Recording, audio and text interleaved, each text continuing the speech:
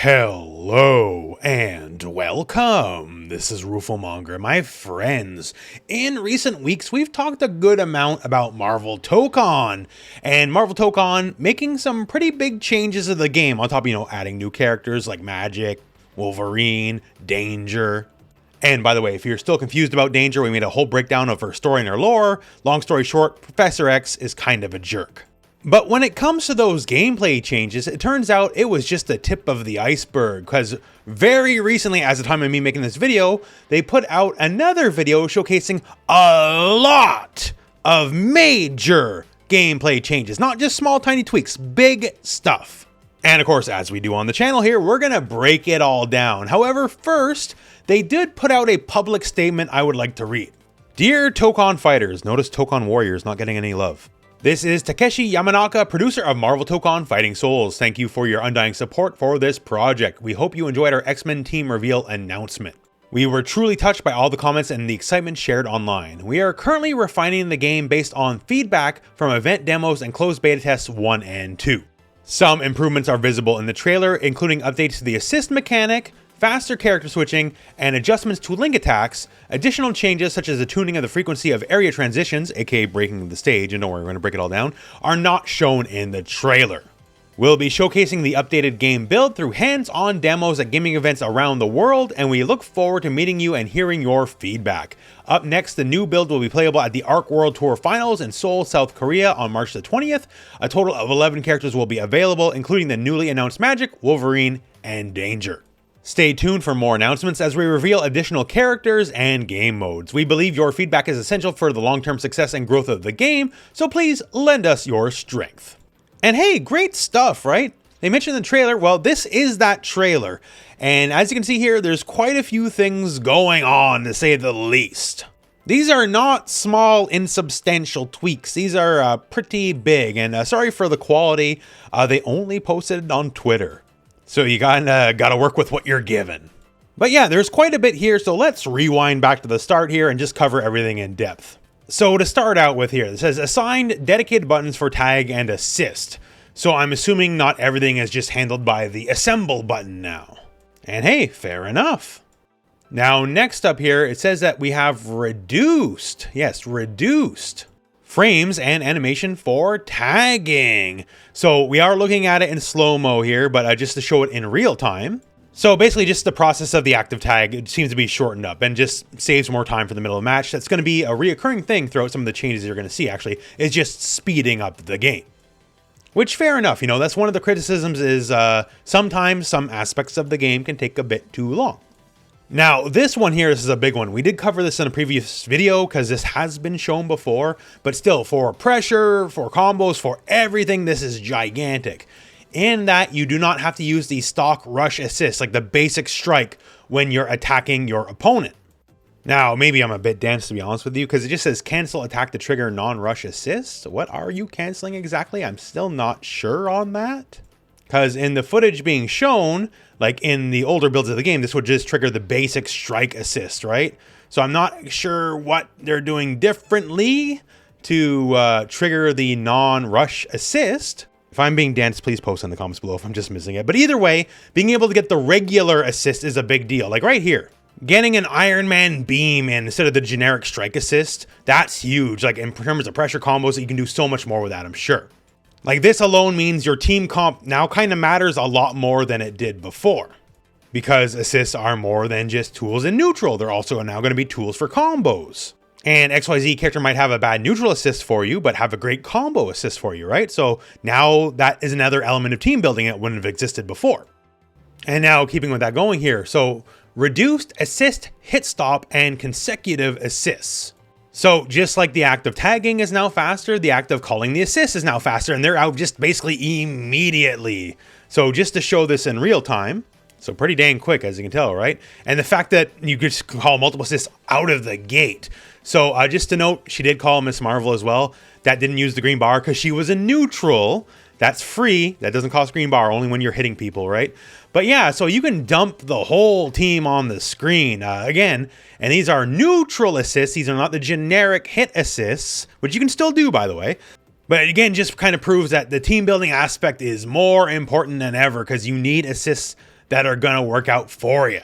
And like, this is a great example here. So Wolverine and Iron Man, Wolverine's quick hit, Iron Man has a longer setup, lots of blocks done, then call him Miss Marvel, then, you know, switch corners and like lots of lock. Like, there's gimmicks to be had here. Another one that we speculated on, but now we have concrete proof, is yes, air assists will be okay, in that you can call your grounded regular assist while you're airborne. So you can see the Spider-Man beginning of the clip here, still doing an air assist as well. So it's not like those are gone, but if you want your more powerful grounded assists without the air caveat, you can do them while being airborne. So again, this stuff matters. Now, neutral assists are so much more important because before, the game went out of its way to kind of kill neutral assist. If you were doing anything other than standing still, not hitting buttons, you could not get a neutral assist call. Now you can do it while the opponent's blocking. Now you can do it while they're getting hit. Now you can do it while you're in the air. Now you can do it basically whenever you want, which is certainly going to lead to a lot more freeform gameplay at a minimum. And frankly, more fun gameplay, because the generic assists are dull. They're just basic attacks. Like, the ground one was just a basic strike for all characters. The air one was just like a basic beam or their equivalent of a projectile, so it just whatever, right? Like, nuts to anything else. These changes just make the game more fun. You know the reason why we're here, right? Because fighting games are supposed to be fun. So that's a lot of assist changes. Now, one of the bigger complaints about the game is the wall, and the wall is a fundamental part of the game, but they're changing it up in a pretty big way in that your supers no longer break the wall. So since the game has had any kind of gameplay debut, like, the wall has been one of the finicky, more complained about things, right? Because supers and a whole load of attacks, well, they just break the wall, right? And it's by design. It's basically a forced reset to neutral, so you're not put in a too disadvantageous situation against the corner, because, you know, especially new fighting game players, no one likes being cornered. But now it would appear to be that the whole idea of using supers in a combo in the corner is you don't break the wall and you keep the corner and thus keep your pressure. So burn meter now, and you get to keep the corner, you get to keep the pressure, and maybe win the match because of it. Okay, that seems strong. And of course, wall breaks are still there, but even the basic wall break itself has changed. So now they're saying if you get hit and get put through a wall break state, you will basically have a hard knockdown, so you can only get up in place at a fixed interval. So now, even if there's a bit of a reset after you get knocked through the wall, the attacker still has more of a marked advantage on their side, because you got to kind of deal with whatever they got coming up next. Other quality of life stuff here, like link attacks no longer trigger on whiff, so we avoid the old Dragon Ball thing of like, you're purposely whiffing attacks to get your auto combo attacks in and do neutral through that, right?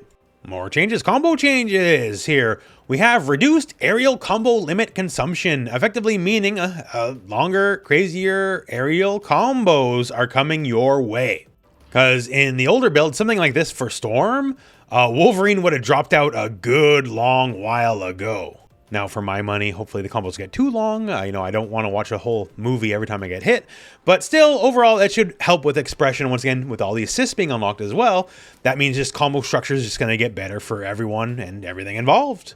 So to be sure, any one of these changes would be a nice change in and of itself. And then you put all these changes back to back to back to back to back.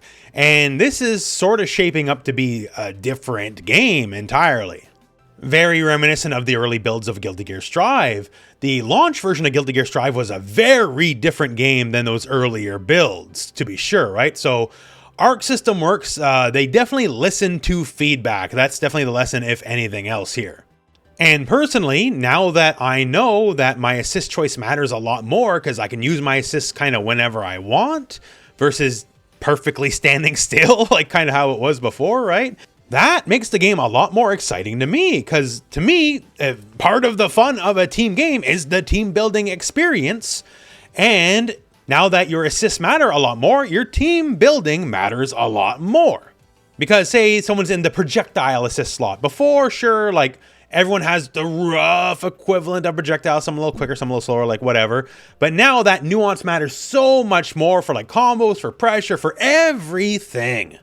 Can't whiff auto combo and neutral anymore. That was one of the most hated things in Dragon Ball, right? Now that's kind of dealt with. Let's hit stop on everything. Assists come out faster. Tags come out faster. Everything is faster. Like, tag games should be mildly fast, in my opinion. So it's all good stuff. And they said that these updated builds will be going out to the public in various trade shows and all that over the next little while. So if you're anywhere near a trade show that has Marvel Tokon, by all means, try it out and report back if the changes are pretty cool. So yeah, that is a very surprising sort of out of nowhere Tokon update, but I'm very glad to have it. This gives me a lot more faith in the game out of the gate. Was not necessarily expecting all this, but very, very glad to have it. That said, my friends, that is the news for now. So please post in the comments below. What do you think about all these changes? And besides that, well, that's it for me and that's it for the video. So thank you very much for watching. Hope this video has found you well, and go out and play some fighting games.